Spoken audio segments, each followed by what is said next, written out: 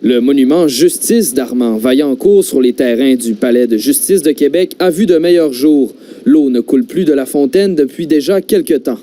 Mais pour Vincent Roy, spécialisé en art urbain, ce n'est pas nécessairement une catastrophe. S'il n'y a plus d'eau dans la fontaine, est-ce qu'elle vit bien encore? Peut-être. Est-ce que c'est simplement, justement, peut-être du laxisme? Peut-être, c'est du cas par cas. C'est sûr qu'une fontaine, pas d'eau, ça devient une sculpture.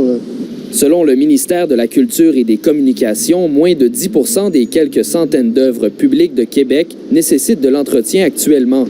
La responsabilité incombe d'ailleurs à l'organisme qui en est propriétaire. Certains artistes croient même que les créateurs doivent aussi être prévoyants. Le choix des matériaux et la complexité de l'œuvre sont des facteurs à prendre en considération. Le nettoyage, je pense, par exemple, aux peintures anti-graffiti, je pense que c'est rendu un classique. Il y a quelques années, peut-être que c'était pas tous les projets où on appliquait ce genre de vernis-là. Le duo Cook-Sasseville, qui vient de présenter l'œuvre emblématique de la place Jean-Béliveau, en a tenu compte dans son projet de plus d'1 million de dollars.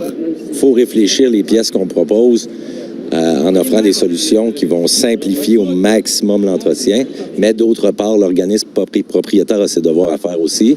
Pour d'autres, l'usure du temps sur les monuments n'est pas juste négative. Elle peut faire partie du processus créatif de l'artiste. C'est l'œuvre publique, hein?